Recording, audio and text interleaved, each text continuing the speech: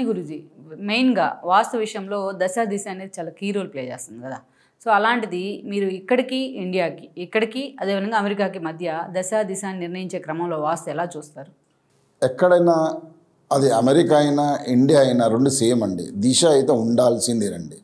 దిశతో పాటు కొద్దిగా ఎత్తు పల్లాలల్లో అంటే స్థలంలో కనుక అక్కడ కొద్దిగా కొండలు గుట్టల్లో వ్యూ అని అంటే ఇప్పుడు అక్కడ ఎట్లా ఉంటుందంటే వ్యూ బాగుంటే కొంచెం రేట్ ఎక్కువ వస్తుందని ఆ వ్యూ కోసం అని కొంచెం బాగా కట్టేస్తుంటారు వ్యూ పాయింట్. ఆ వ్యూ పాయింట్లో ఉన్నప్పుడు ఏదన్నా కొంచెం అక్కడ నియర్ బై ఏదో ఉన్నది, ఇప్పుడు ఫ్లోరిడా లాంటి స్ట్రీట్ ఉందండి, అక్కడ పాండ్స్ ఎక్కువ ఉంటాయి. సో అక్కడ పాండ్స్ ఉన్న దాంట్లో వెస్ట్కు కొందరు వెస్ట్ ఫేస్ ఉన్న వాళ్ళకి ఈస్ట్లో పాండ్ ఉంటుందండి, ఈస్ట్ ఫేస్ ఉన్న వాళ్ళకి వెస్ట్ పాండ్ ఉంటుంది. అది ఈస్ట్ తీసుకున్న వాళ్ళకి నష్టం జరుగుతుంది. కాబట్టి ఇటువంటి దిశతో పాటు ఇటువంటి పాండ్స్ కానీ కొండ ప్రాంతంలో అంటే ఇప్పుడు మన దగ్గర ఇంతకుముందు మనం ఇంతకుముందు ఒక ఇంటర్వ్యూ చెప్తున్నాం, నార్త్ ఈస్ట్లో ఎప్పుడు కూడా కొండలు ఉండకూడదు. సో ఉన్నప్పుడు ఏమవుతుంది అంటే వాటర్ ఫ్లో ఆఫ్ వాటర్ ఇప్పుడు ఈశాన్యం నుండి ఆగ్నేయం కానీ ఈశాన్యం నుండి వాయువ్యం కానీ పోకూడదు, వాటర్ ఫ్లో ఉండకూడదు. ఉంటే నష్టాలు జరిగేదానికి అవకాశం ఉంటుంది. ఎందుకంటే ఆరోగ్యపరమైన సమస్యలు వచ్చేది చాలా ఉంటుంది.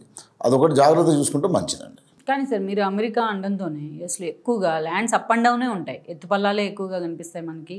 అదేవిధంగా చూసినట్లయితే మీరు అంటున్నట్టు దశ దిశ అట్లా ఎత్తుపల్లాలు ఉన్నప్పుడు అట్లా నిర్ణయించడం కూడా అంత ఈజీగా ఉండదు. అందుకని ఇప్పుడు అక్కడ లేఅవుట్ ఎలా ఉంటుందంటే మీరు కొన్ని లేఅవుట్స్ ఎలా ఉంటుందంటే కొంచెం ఎస్ ఆకారంలో కానీ వి ఆకారంలో కానీ కొన్ని ఒక డిజైన్ పర్టికులర్ డిజైన్ ఫాలో అవుతారు వాళ్ళు. ఒక మనలాగా స్ట్రెయిట్ స్క్వేర్ కానీ రెక్టేల్ కానీ కాలనీ ఉండదు, ఇల్లు సేమ్ ఉంటుంది. ఇల్లు డిజైన్స్ కూడా ఇంటర్నల్ దాన్ని బట్టి కొంచెము వాళ్ళ పెంకులతోటి డిజైన్ చేస్తారు ఎక్కువ. మన దగ్గర లాగా స్లాబ్లు చాలా తక్కువ, వాళ్ళు వుడ్ వర్క్లో కడతారు కాబట్టి పెంకుల డిజైను ఇప్పుడు ఫ్రెంచ్ స్టైల్ అంటాం. అందులో కొంత తప్పు ఉన్నప్పటికీ హాఫ్ పిరమిడ్స్ వచ్చేస్తున్నాయి అక్కడ. సేమ్ టైం మళ్ళీ కొన్ని రౌండ్ హౌసెస్ కూడా కొన్ని రౌండ్ చేస్తారు పైన. ఇక్కడ మనం ప్రత్యేకంగా కొన్ని ఇబ్బందులు ఉన్నప్పుడు చేస్తున్నాము, అక్కడ అదే దిశ లేనప్పుడు కానీ అటువంటి అవసరం. కానీ ఏ ఇంటికి అవసరం ఉన్నది ఏ ఇంటికి అవసరం లేదు అనేది మనం చూసుకోగలిగితే చాలా మంచిది. కానీ ఇక్కడ మీకు రెక్టాంగిల్ కానీ స్క్వేర్ కానీ ఉంటే మీకు వాస్తు మ్యాప్ వేసుకోవడం అయినా దిశ అయినా దశ అయినా చాలా ఈజీగా ఉంటుంది కదా. అదే అలా మీరు అంటున్నట్టు ఎస్ షేప్లోనో ఎల్ షేప్లోనో ఇంకొక వృత్తాకారంలోనో వస్తే చాలా కాంప్లికేటెడ్ అవుతుంది కదా గురు. అవునండి, ఇప్పుడు అది కాలనీ షేప్ ఉంటుంది, ఇల్లు నార్మల్గానే ఉంటుంది, రెక్టాంగిల్ కానీ ఇది ఉంటుంది. కొద్దిగా కార్ గరాజ్ ముందుకు రావడం కానీ లేకుంటే వెనక పోవడం కానీ డిపెండ్స్ ఆన్ ద ఫేసింగ్. దాంట్లో దిశ ఉన్నప్పుడు ఇవి పెద్ద మేనేజ్ చేయవండి, అది చాలా ఈజీ కరెక్షన్ చేయటం. అటువంటి దిశ లేనప్పుడు ఇబ్బందులు పడాలి, కానీ దిశ ఉన్నప్పుడు కొంచెం అటు ఇటు ఉన్నప్పుడు కొంచెం కరెక్షన్ చేయడం చాలా ఈజీ. దానికి పెద్ద పెట్టుబడి కూడా అవసరం లేదు. ఇంకోటి ఏంటంటే ముఖ్యంగా అమెరికాలో కరెక్షన్ చేయడానికి రాదండి, ఎందుకంటే అక్కడ వాళ్ళు కొంచెం కౌన్సిల్కి ఫీజు కట్టాల్సి వస్తుంది. ఆ ఫీజు కట్టినా కూడా ఎక్స్పెన్సివ్. మనలాగా ఇప్పుడు మన దగ్గర సైడ్ నుండి వాటర్ లైన్స్ రావడానికి వస్తాయండి, సైడ్ నుండి వాటర్ లైన్.